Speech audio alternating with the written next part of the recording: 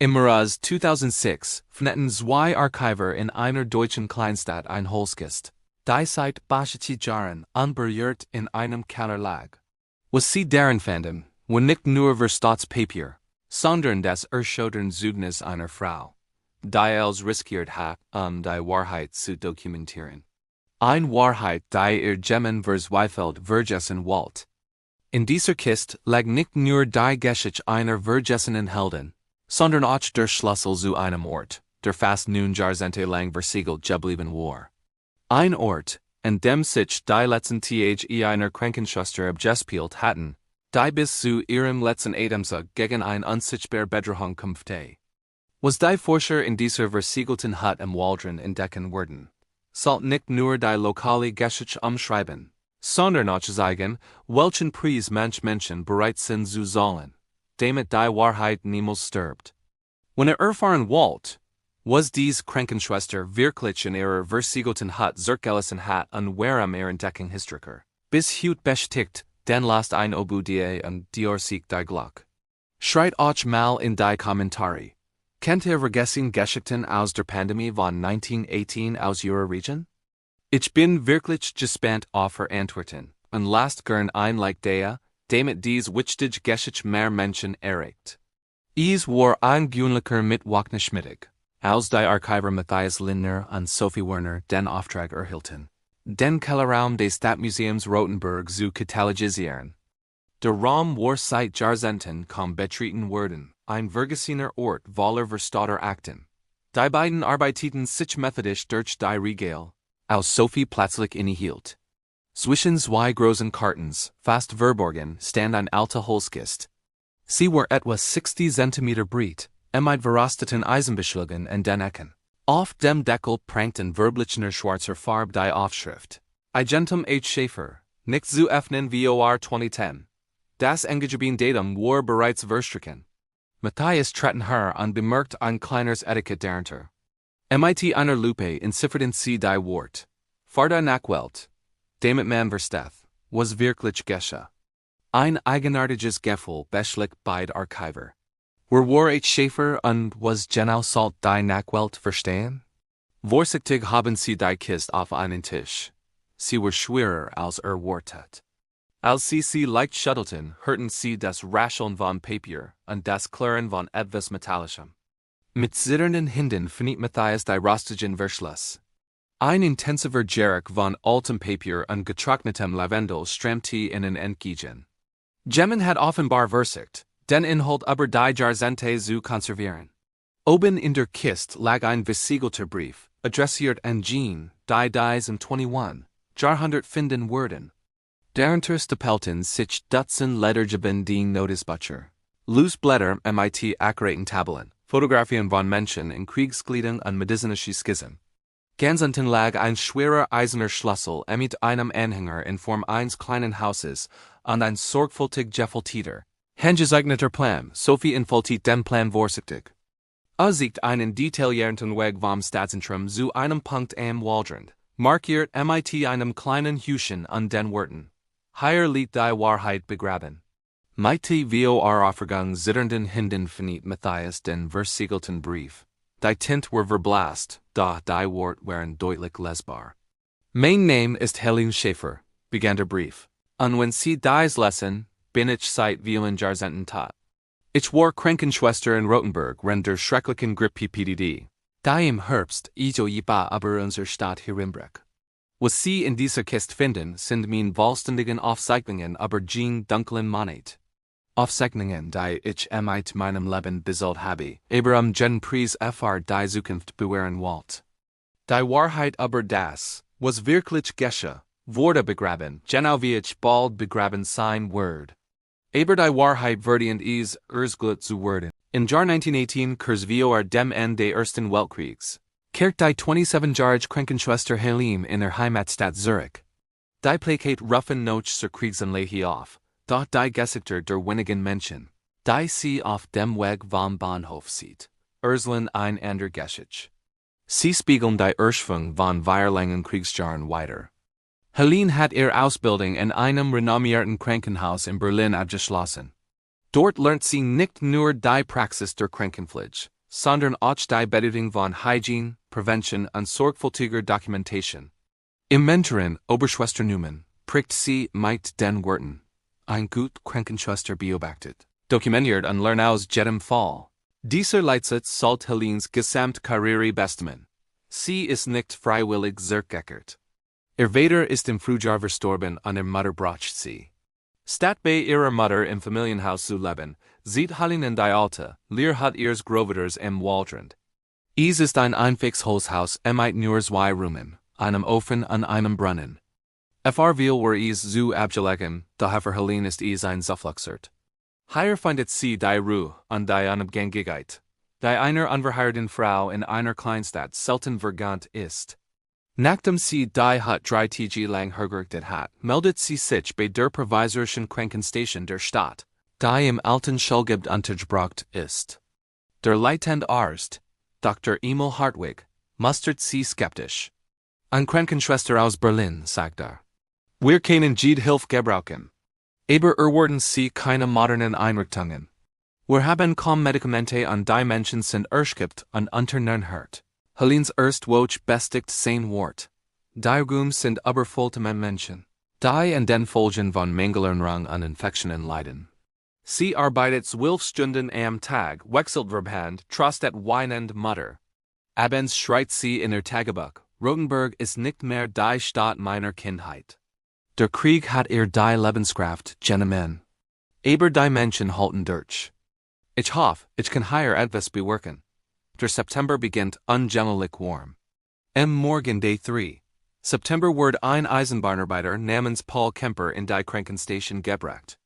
Ist erst vor 3 Tagen von einer Dienstreise aus Frankfurt zurückgekehrt. Jetzt kann kaum noch stehen. Sein Gesicht ist hochrit, sein Atem rasselt, und hat gefriert hohes Fieber, 398 Grad. Was Helene jedoch im meisten alarmiert, ist die beguliche Verfärbung seiner Lippen und Fingernägel. Ein klares Zeichen für Sauerstoffmangel.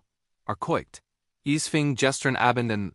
Erst dachte ich, es sei nur ein Erkältung. Aber Nacht wurde es viel schlimmer. Dr. Hartwig diagnostiziert eine schwere Bronchitis. Vielleicht ein beginnen Lungensunden, und schickten nach Haus. Aber Helene ist beunruhigt. Etwas in diesem Fall ist anders. Die Geschwindigkeit, mit der die Krankheit ausbrach, die Intensität des Fiebers, dies unheimlich Blauverbung. Sie hat schon viel Lungensunden gesehen, aber keine wie dies. Getreu ihrer Ausbildung beginnt sie, als akribisch in ihrem persönlichen Notizbuch zu dokumentieren. Name, Alter, Beruf, Reisegeschichte, Symptom.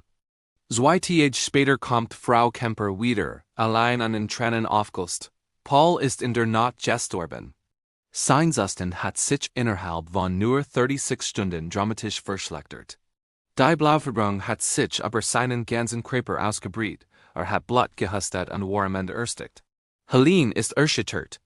Ein kräftiger Mann in den besten Jahren stirbt nicht einfach so schnell an einer gewöhnlichen Lungensunden. Sie spürt, dass dies nur der Anfang von etwas viel Schlimmerem ist. Ein unsichtbarer Feind ist in der Stadt gekommen, und sie ahnt, dass der Kampf ums Überleben gerade erst begonnen hat. Wenn Juke dies Geschichte gefesselt hat, das war erst der Anfang. In den folgenden 3 Tagen kommen weiter Patienten mit nahezu identischen Symptomen. Hohes Fieber, schwer Atemnot und dies charakteristische blutgelige Verfärbung. Alle waren zu vergessen gewesen, alle waren relativ jung. Zwischen 19 und 45 Jahre alt. Am 8. September sah Helene bis spät in die Nacht in ihrer Hut und ging ihre Aufzeichnungen durch. Sie hat jetzt FNFFL dokumentiert. Paul Kemper war tot. 2 weitere Patienten lagen im Sterben. Die anderen beiden kämpften ihr Überleben. Akribisch notiert sie alle Gemeinsamkeiten.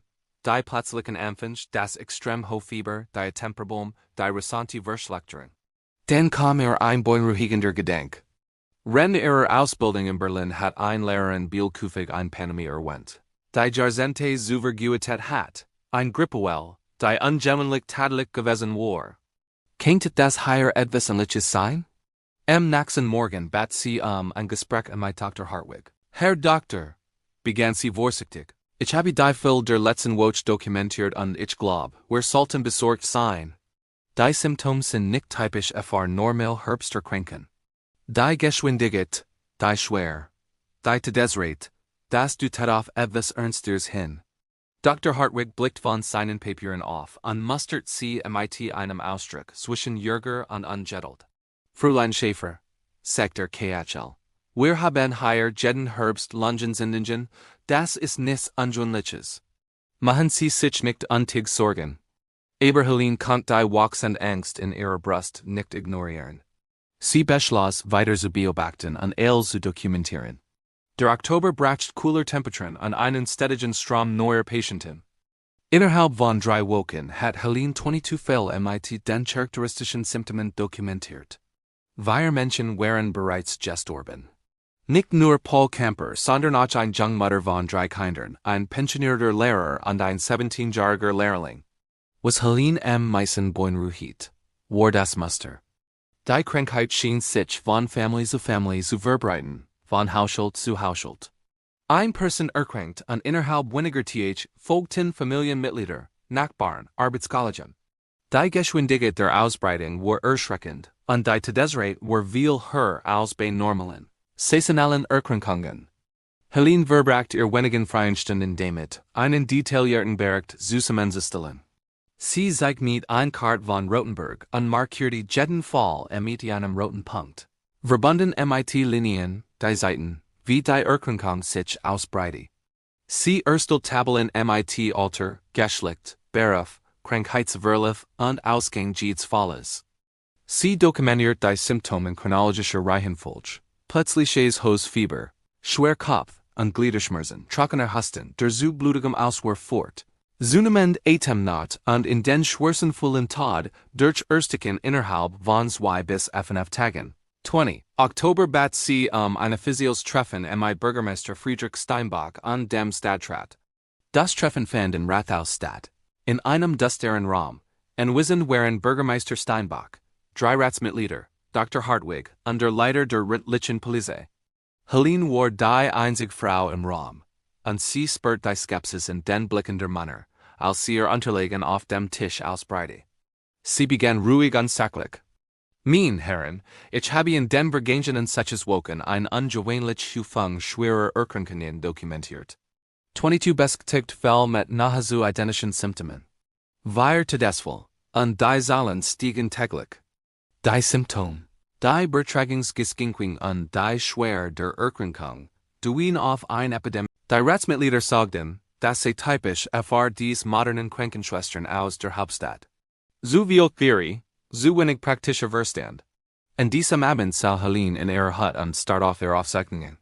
Die Abelning ihrer Warnung lastet schwer auf ihr, aber sie wusste, dass sie recht hat. Die Beweis waren überwältigend. Wenn die Behörden nicht handeln wollten, dann wird sie es allein tun.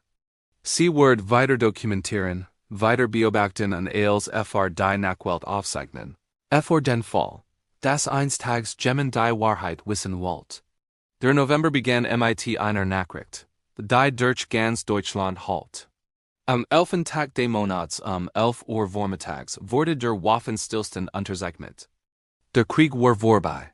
In Rotenburg luteten die Kirchenlocken, und auf den Straßen versammelten sich Menschen. Weinend, umarmend, ungläubig. 4 Jahre waren vorüber, 4 Jahre des Leidens, des Hungers, der Angst. Die Männer wurden nach Haus kommen, das Leben wird wieder normal werden. Aber für Helene wird dieser Tag der Beginn des Albtraums. Mit dem Waffenstillstand kamen die Soldaten zurück. Zu Tausenden strömten sie aus den Schützengraben nach Haus, und mit ihnen kam die Krankheit. Innerhalb einer Woche nach dem Waffenstillstand explodierte die Zahl der Erkrankungen. Jungmänner, die gerade erst ihren Familien in die Arme gefallen waren, wurden von hohem Fieber niedergestreckt. Den erkrankten Frauen, ihr Kinder, ihr Eltern. Die Krankenstation war innerhalb weniger Tage hoffnungslos überfüllt. Helene arbeitet nun fast rund die Uhr, schlief nur wenig Stunden in einem kleinen Nebenraum der Station. Bevor sie wieder in die Arbeit ging. Dr. Hartwig, der nun endlich die Schwer der Situation erkennt, arbeitet ebenso verzweifelt in ihrer Seat. Aber sie waren nur 2 medizinische Fachkräfte gegen ein Flut von Kranken. Als die Betten in der Krankenstation nicht mehr ausreichten, begann Helene, die Schwarzen voll in ihr Hut zu bringen. Es war ein Risiko. Sie setzte sich damit selbst einer enormen Ansteckungsgefahr aus, aber sie hat keine Wahl. In den beiden Räumen ihrer Hut richtet sie ein improvisiertes Lazarett ein. Mit Strohmatrizen auf dem Boden, sauber gewaschenen Laken, die sie von ihrer Mutter an Nachbarinnen gesammelt hat, an großen Töpfen mit Krüguttersuppe, die auf dem Ofen gekelten. Sie fleckt manchmal sechs oder sieben Patienten gleichzeitig, wechselt Feuchttucker auf brennenden Sternen, versucht die Atemnot zu lindern und hielt die Hand der Sterbenden. Will aber laten nicht. Jeden Morgen musst sie entscheiden, welche Patienten noch eine Chance hatten und welche sie nur noch beim Sterben begleiten konnte. Helene entwickelt ein System, anderen in der Stadt zu helfen, die Kranken zu identifizieren und zu isolieren. Sie stellt klein farbige Stoffstreifen her, rot fr Hausschuld in meine Erkranten. Gelb fr Genesend, wie es set fr Huser, in denen Gemmen gestorben war. Sie bat die Familien, dies Markierungen an ihren Türen anzubringen. Nicht sie zu stigmatisieren, sondern in der zu warnen und zu sagen, wo Hilfe am dringendsten benötigt wurde. Einige Familien weigerten sich aus Scham oder Angst. Aber wir folgten ihrem Rat, so entstand ein still Kommunikation durch die Stadt. Jeder, der durch die Straßen ging, konnte sehen, wie die Krankheit sich ausbreitete. Strage, Haus. In nachtlichen Aufzeichnungen wurden zu einer erschütternden Chronik des Leidens. Sie schrieb aber die Family Burger, bei der Zurst der Vater erkrankt, dann die drei Kinder, dann die Mutter. Nur die 12-jährige Tochter aber let. Sie schrieb aber den alten Schuhmacher, Herr Vogel, der sein gesamten Ersparnis ausgab, Medikamente fr sein Krankenkeln zu kaufen, Vergeblick. Sie schrieb aber jung Witwen, deren Männer gerade erst aus dem Krieg zurückgekehrt waren, nur in der Grippe zu sterben. Sie dokumentiert die Verzweiflung, die Erschöpfung, aber auch die außergewöhnliche Solidarität, die in manchen Momenten aufblitzt. Nachbarn, die sich die Kinder verstorbener Eltern kümmerten. Frauen, die füreinander kochten, Männer, die Scourge zimmerten, ohne Bezahlung, aus reiner Menschlichkeit. In November schult Helene in ihren Aufzeichnungen erkrankt an 43 Todesfall. Die offiziellen Statistiken der Stadt sprachen von echten Zahlen von Lebensenden. Aber die wahren Dimensionen der Katastrophe wurden würdig ignoriert, heruntergespielt. Der Dezember 1918 war der Kulttest, den Rotenburg seit Jahren erlebt hat. Der Schnee fiel in dichten Flocken, und die Temperaturen sanken tief unter den Gefrierpunkt. Vor die geschwachten, kranken Menschen in der Stadt war die Kalt ein süßlicher Feind. Kohle war knapp, Brennholz schwer zu bekommen, und in vielen Häusern froren die Menschen, wenn das Fieber ihr Körper verbrannte. Die Krankenstation war längst an ihr Grenzen gestiegen und darüber hinaus. Die Flauer waren voll mit Matrizen, auf denen Kranklagen. Der Geruch von Krankheit, Schweiß und Desinfektionsmittel, hing schwer in der Luft. Helene war nun praktisch die einzig funktionsfähige medizinische Fachkraft. Ein der anderen Krankenschwestern war selbst erkrankt und gestorben. Die Zweite hat aus Angst vor Ansteckung ihre Arbeit aufgegeben und die Stadt verlassen. Helene schlief kaum noch. Sie bewegt sich wie in Trance von Patient zu Patient, fort ihre Aufgaben mechanisch aus. Temperatur messen, Wasser reichen, Verben wechseln, Tristan Wort sprechen. Ihr Hand waren rau und aufgesprungen vom ständigen Waschen mit kaltem Wasser und harscher Sief. Unter ihren Augen lagen dunkel Schatten. Und sie hat in den vergangenen Wochen deutlich ein Gewicht verloren. Aber sie konnte nicht aufhören.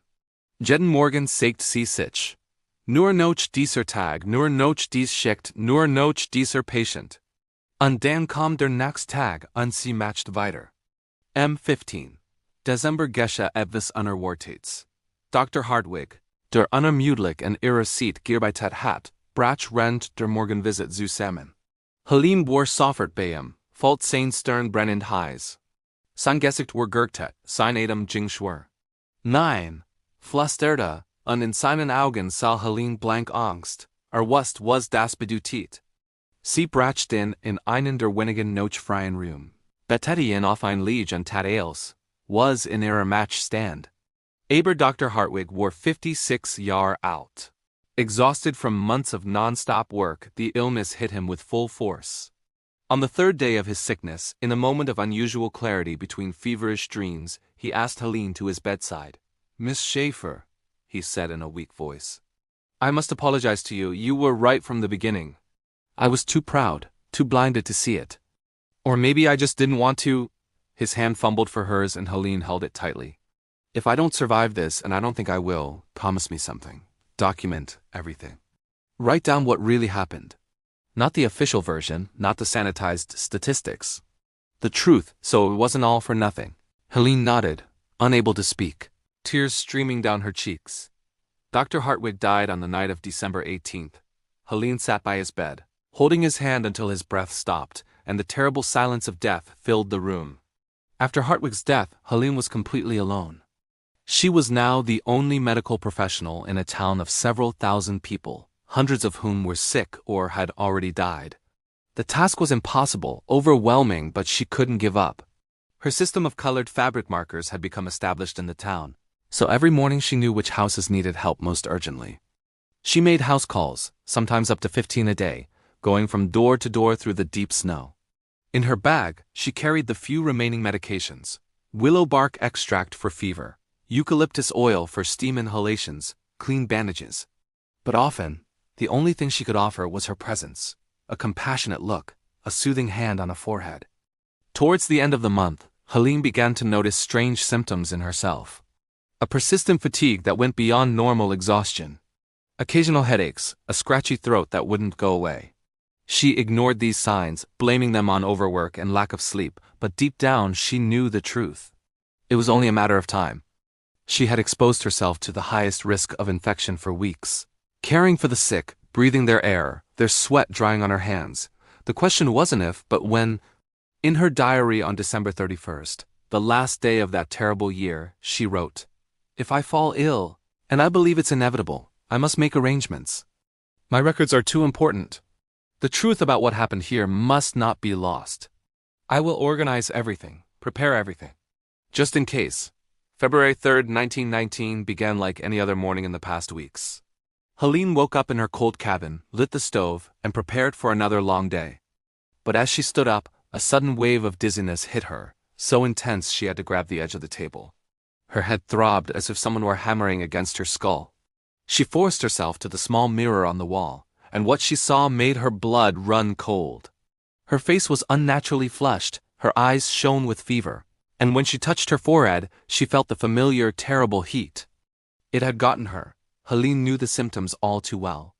She had documented them hundreds of times, watched as this disease turned healthy adults into helpless shadows gasping for air in just a few days. And now it was her turn. One part of her, the rational, medically trained part, coolly analyzed her situation. High fever, probably over 102 degrees Fahrenheit, onset of headache, dizziness, slight nausea early stage. She had maybe 48 hours before the really severe symptoms would set in. Another part, the human, terrified part, wanted to scream, to cry, to run to her mother. But she couldn't. She mustn't. With trembling hands, she sat at her desk and began to write. If she was sick, she had to isolate herself immediately and completely. She couldn't risk infecting more people, especially not her mother or the few friends she had. She wrote a short letter to her mother, explaining the situation, begging her not to come, no matter what. She wrote to Mrs. Berger, a widowed neighbor who had often cooked meals for her in recent weeks. She asked Mrs. Berger to leave food and water outside the cabin door, but under no circumstances to enter. She would place the letters outside later, while she still could. Then she began to prepare her sick room. She got clean sheets, filled pitchers with water, arranged her few medications on a nightstand, and placed her notebook and pencil within reach. The next few hours were in agony. The fever rose rapidly, and with it came the pain. A burning ache in all her limbs, as if her bones were breaking. The headache became so severe she could barely think, but she forced herself to remain methodical. She took her temperature, 104.4 degrees Fahrenheit. She noted the time, the date, her symptoms. February 3rd, 2 p.m., temperature 104.4, severe headache, body aches, dizziness. Tremors beginning. Cough not yet present, but throat scratchiness more pronounced. She would make herself a case study, document her own illness for as long as she was able. It was the only thing left for her to do. By February 4th, Helene was barely able to get out of bed. The fever didn't break, fluctuating between 104 and 106 degrees Fahrenheit. The cough had started first dry and painful, then productive with bloody sputum. Her chest felt as if a heavy stone was pressing down on it. Every breath was a conscious effort, a struggle. But she kept writing, her handwriting growing more and more illegible. February 4th, time uncertain, maybe afternoon. Cough with blood, shortness of breath increasing, cyanosis beginning in fingernails. Classic progression. Estimate 24 to 48 hours until critical phase. Through her cabin window, she occasionally saw Mrs. Berger pass by, leaving food and water at the door as promised. Once, she heard the older woman crying, heard her call through the door, "Miss Schäfer!" Helene, bit lassen Sie mich rein, Sie brauchen Hilfe. Aber Helene rief Zurich, so lot sie konnt. Nein, bleiben Sie weg. Ich will nicht, dass Sie sich entdecken. In der Nacht zum 5. Februar hat Helene mehrere Momente erschreckender Klarheit zwischen den Fieberwellen. In diesen Momenten dachte sie aber ihr Leben nach. Sie war erst 27 Jahre alt. Sie hat nie geheiratet, nie Kinder bekommen, ihr ganzes Leben der Medizin gewidmet. War es das Wort gewesen? Allein in ihrer kalten Hut, nach Luft ringend, erschien ihr das fast absurd. Aber den dachte sie in all die Menschen, denen sie geholfen hat. En de Kinder, die aber let hatten, while sie rechtziedig da gewesen war. En die Familien, denen sie Trost gespendet hat. En ihr Aufzeichnungen, die irgendwann vielleicht jemandem helfen würden. Ja, dachte sie, es war es wert. Gegen Morgen schrieb sie ihren letzten zusammenhängenden Eintrag. Wenn jemand dies liest und ich nicht aber let habe, alle Dokumente sind in der verschlossenen Blackkiste unter meinem Bett. Bit bewahrt sie auf. Bit sorgt davor, dass die Wahrheit nicht vergessen wird. Am Morgen des 6. Februar sammelt Helene ihr verblieben Kraft für ein letzt. Entscheidend aufgab. Die Atem not war so schwer, dass jeder Atemzug ein qualvoller Kampf war. Aber ihr Verstand war anschaulich klar. Mit bebenden Händen zog sie die schwer wasserdicht Blackkiste unter ihrem Bett hervor. Sie hat sie woken zuver vorbereitet in Warnung dessen, was common word. Methodisch begann sie, all ihr Dokumente hinzulegen. Die FNF Notice Butcher, wohlgeschrieben mit akribischen Aufzeichnungen aber jeden einzelnen Fall. Jeder Name, jedes Datum, jeder Symptomverlauf war darin festgehalten. Denn die Blätter mit ihren statistischen Tabellen, ihren Diagrammen, ihrer Karte von Rotenburg mit den eingezeichneten Ausbreitungsmustern. Auch die wenigen Fotografien, die sie gemacht hat, kamen in die Kiste. Als nächstes schrieb sie mit letzter Konzentration ein Reihe von Briefen. Der erste waren ihre Mutter, voller Liebe und Dankbarkeit. Der zweite waren Frau Neumann, ihr strange Lehrerin in Berlin, in dem sie erklärt, wie wertvoll ihr Lehren gewesen waren. Der dritte Brief war in jeden gerichtet, der dies Dokumente in der Zukunft finden wird. Ein länger, erschütternder Brief, in dem sie die gesamte Geschichte erzählt, wie die Warnungen ignoriert wurden, wie die Behörden versiegt hatten, wie die Menschen gelitten hatten. Ich bitte Sie, schrieb sie mit zitternder Hand, erzählen Sie ihr Geschichten. Die Menschen von Rotenburg waren keine namenlosen Opfer einer Statistik. Sie waren weiter und Mutter, Esne und Tichter. Sie verdienen es, erinnert zu werden. Dann erstellt sie einen detaillierten Plan ihrer Hut an die Weges dorthin. Sie markiert die charakteristische Landmarken, den alten Eichenbaum, den kleinen Bach, den Felsvorsprung. Sie fügt hinzu, dies Hut soll versiegelt bleiben bis mindestens 2010. Die Dokumente in dieser Kiste sind so wertvoll und so gefährlich für die gegenwärtige Zeit. Die Wahrheit wird jetzt nicht gehört werden. So frisch sind die Wunden, so groß die Scham derer, die versiegt haben. Aber in der Zukunft, wenn jene Zeit vergangen ist, wird vielleicht jemand suchen. Sie legt auch ein List beim den Namen aller 73 Taten, die sie dokumentiert hat, mit dem Vermerk, dass die Wahrzahl zweifellos her war. Als als sorgfältig in der Blackkiste verstot war, versiegelt Helene sie mit Wachs. Dann, in einer letzten Anstrengung, die fast den Rest gab, krach sie ihrer Hut und negelt von innen ein Holzbrett, quer aber den Rahmen. Es war ein provisorisch, aber effektiv Versiegelung. Mit einem Sties K. Kohle schrieb sie auf die Innenseite der Tiar in großen Buchstaben. Nicht öffnen, Entdeckungsgefahr. Dokumente im Blackkist unter dem Bett sind für die Nachwelt bestimmt. Dann schleppt sie sich zurück zu ihrem Bett, wo ich erschgibt. Am 12. Februar schrieb Helene ihren allerletzten Eintrag. Ihr Handschrift war kaum noch lesbar. 12. Februar. Kann kaum noch atmen. Weiß das Ende ist. Habe keine Angst. Habe gern, was ich kann. Mein einzig Hoffnung ist, dass dies Aufzeichnungen eines Tages jemandem helfen werden. Dass die Menschen von Rotenburg nicht umsonst gelitten haben. Dass Geschichten gehört werden. Dr. Hartwig, ich habe mein Versprechen gehalten. Die Wahrheit ist hier. Bewahrt fr die Zukunft. Mit Gott allen Seelen nuttig sein. Das war letztes geschriebenes Wort. Helene Schäfer starb in der Nacht zum 15. Februar 1919 in ihrer kleinen Hut im Waldrand. Sie war 28 Jahre alt Jordan. Frau Berger fand die Versiegelt Hut 3 Tage später. Sie las die Warnung auf der Tiar und respektiert sie. Stattdessen ging sie zum Bürgermeister und berichtete, was geschehen war. Was dann mit der Kiste und der Hut geschah, ist ein Geschichte für das nächste Mal. Danke fürs Zuschauen. In offiziellen Aufzeichnungen wurde Tod als Lungensundung vermerkt. Hut versiegelt, Kampf unter Warnungen vergessen. Die Nader überwatert das kleine Holzhaus, die Zeit schien Spuren zu verwischen. Aber die Wahrheit sicher verwahrt in einer Blackkiste, wartet geduldig. Fast 90 Jahre später, in Mai 2006, matcht sich ein Kleingruppe auf den Weg. Professor Ernst Bachmann, zwei Archivare und zwei Lokalhistoriker. Ihr Ziel, die vergessene Hut der Krankenschwester Helene Schäfer. Ihr einziger Anhaltspunkt ist ein alter, handgezeichneter Plan, den Helene kurz vor ihren Tod erstellt hat. Die alten Landmarken, die sie beschrieben hat, gibt es immer noch. Der riesige Eichenbaum, der Murmeldbach, der Felsvorsprung.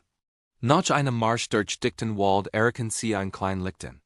Und da steht sie, fast von verschluckt, die kleine Holzhut. Ein kaum lesbares Schild hängt noch in einem Pfosten. Spurgebiet. Suchen Gefahr. Die Tiar ist mit rostigen Geln und Brettern versiegelt. Professor Bachmann macht zur Vorsicht. Wir betreten das Vermächtnis einer Frau, die ihr Leben gab, die Wahrheit zu dokumentieren. Wir schulden ihr Respekt. Mit einem alten Schlüssel und modernem Werkzeug öffnen sie die Tiar. Ein Geruch von Motor, abgestandener Luft und seltsamerweise einem Hauch Lavendel strömt ihnen entgegen. Was sie im Inneren finden, ist ein Zeitkapsel. Ein gematchtes Bett Regal voller medizinischer Bücher und überall in den Wänden, auf dem Tisch, neben dem Bett, Helenes Aufzeichnungen. Unter dem Bett, genau wie beschrieben, steht die Blackkiste. Der Professor öffnet sie vorsichtig. Darin, perfekt erhalten, liegen in Notizbücher. Ein lückenloses Archiv der spanischen Grippe von 1918 in Rotenburg. Es ist die Geschichte der Pandemie, erstgelt nicht von Politikern, sondern von der Frau, die in vorderster Front kämpfte. Sophie, die Archivarin, liest Helenes letzten Brief vor. Als sie zu der Stelle kommt und der Helene flat Urselen sie ihr Geschichten, bricht der Stimme. Selbst der Professor muss schlucken. Das ist unglaublich, flüstert. Ein so vollständig, so menschliche Dokumentation. Ich kann mir es wirklich bears aus dieser Zeit. In den folgenden Monaten wird Helenes Fund zur Sensation. Historiker und Mediziner aus ganz Deutschland studieren ihr detaillierten Beschreibungen. Ihre Arbeit bietet einzigartig Einblick in die Ausbreitung des Virus, das Versagen der Behörden und das menschliche Leid. Die Stadt Rotenburg ehrt Helene postum. Die Hut wird zu einem kleinen Museum. Auf dem Friedhof, wo sie in einem namenlosen Grab lag, wird ein Gedenkstein errichtet. Helene Schäfer, Krankenschwester, Dokumentarierin, Heldin. Sie gab ihr Leben, damit die Wahrheit überlebt. Professor Bachmann schreit ein Buch über ihr Geschichte. Das zum Bestseller wird, besonders als 2019 eine neue globale Pandemie ausbricht, und die Menschen plötzlich die erschreckenden Parallelen erkennen. Helene Schäfer wurde ignoriert, abgewiesen und vergessen. Aber sie gab nicht auf. Sie bewahrte, was andere vergessen wollten. Und fast ein Jahrhundert später spricht ihr Geschichte immer noch zu uns, als Mahnung und Inspiration zugleich. Helene's Vermächtnis reicht weit über Rotenburg hinaus. Ihr Aufzeichnungen wurden ein wichtiger Teil der Ausbildung von Krankenschwestern an Hürsten. Ein Fallstudy über die Bedeutung von Dokumentation, Frühwarnung an dem Mut, unbequem Wahrheiten aussprechen. Ethiker Debatten über ihre Entscheidung, sich zu isolieren und allein zu sterben, anstatt Hilfe anzunehmen. Wurde es heldenhaft selbst aufopfern oder doch tragisch und antig? Epidemiologen nutzten ihr detaillierten Ausbreitungskarten, Modell für Pandemiesbreitung in ländlichen Gemeinden zu entwickeln. Und Historiker weltweit sahen in ihr ein Symbol für die zahllosen, unbesungenen Helden der Pandemie von 1918, die Krankenschwestern, Hürst und Gemeinhelfer, die ihr Leben riskierten und oft verloren, während sie anderen dienten. Und jedem 15. Februar, dem Todestag von Helene Schäfer, findet nun in Rotenburg ein kleine Gedenkveranstaltung statt. Menschen versammeln sich in ihrer Hütte, legen Blumen nieder und lesen Passagen aus ihren Tagebüchern vor. Schulkinder lernen ihr Geschichte, schreiben Aufsätze über ihren Mut und diskutieren über die Bedeutung von Wahrheit und Dokumentation. Die lokale Krankenpflegeschule vergibt jährlich das Helene Schäfer Stipendium an ein herausragendes Studentin, die sich durch besonderes Engagement und Sorgfalt in der Patientendokumentation auszeichnet. In der wiederhergestellten Hütte steht ein Gästebuch, in das Besucher ihr Gedenken schreiben können. Die Einträge reichen von einem einfachen bis zu langen, emotionalen Betrachtungen über Mut, Pflicht und das Vermächtnis, das eine einzelne Person hinterlassen kann. Sophie Werner, die Archivarin, die Holzkiste zuerst gefunden hat, wurde zur Kuratorin des Helene Schäfer Museums. In Interviews sagt sie oft, was mich am meisten an Helenes Geschichte bewegt, ist nicht nur ihr Mut oder ihr Hingabe. Es ist die Tatsache, dass sie verstanden hat, dass die Gegenwart nicht bereit war, ihr Wahrheit zu rennen. Also bewahrte sie für uns auf, für in Zukunft, die hoffentlich wissenschaftig sein wird, aus ihr zu lernen. Das ist ein Ekati des Glaubens und die Menschheit. Der Glaub, dass wir es besser machen können, besser machen werden, wenn wir nur die Wahrheit kennen. Dies Wort werden zum Motto des Museums, eingraviert in ein Bronztafel im Eingang. Das war die Geschichte von Helene Schäfer, der vergessenen Krankenschwester von Rotenburg, deren Versiegelt hat Jahr auf den richtigen Moment wartet, ihr Wahrheit zu offenbaren.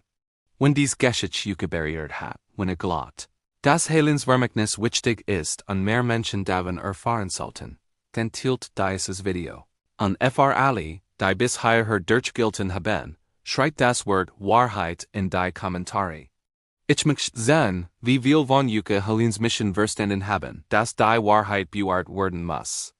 Egal, wie unbequem sie ist, egal, wie lange es dauert, bis jemand sucht. Danke fürs Zuschauen und bis zum nächsten Mal.